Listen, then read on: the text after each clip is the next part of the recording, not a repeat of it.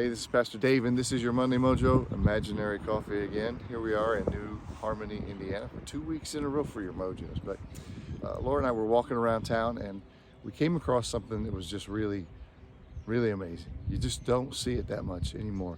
I remember when I was a kid, I used to go to Speedway, Meadowwood Park, and play on all kinds of equipment there. And it had a slide that was twice the height of the one you just saw.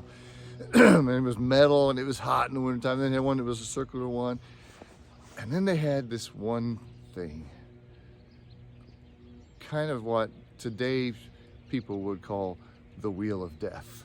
This is what I'm talking about right here. Oh my gosh.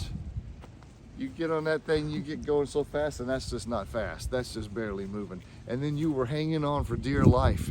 I can't even believe that these things still exist in today's world, where everything is antiseptic and careful, and oh my gosh, don't do that. But I remember holding on to that thing, and you get in the middle. Sometimes in the middle, I didn't have to hold on as much because there wasn't as much spin, but further out you were, sometimes my feet were dragging on the ground. You were just, oh, let's stop it. Now, this thing probably in its day, probably broke a few collarbones, probably broke a few arms. It may have been worse than, some of you watching may have had a worse injury from this particular thing here. But it also broke something else. It also broke fear. I think it taught me and us that it's okay to be a little afraid. It's okay to try things out. It's okay to do things that are daring and on the edge.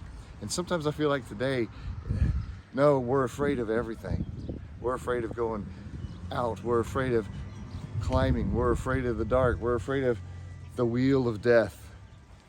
And I think that maybe just maybe, we ought to try some more things to let that fear be broken.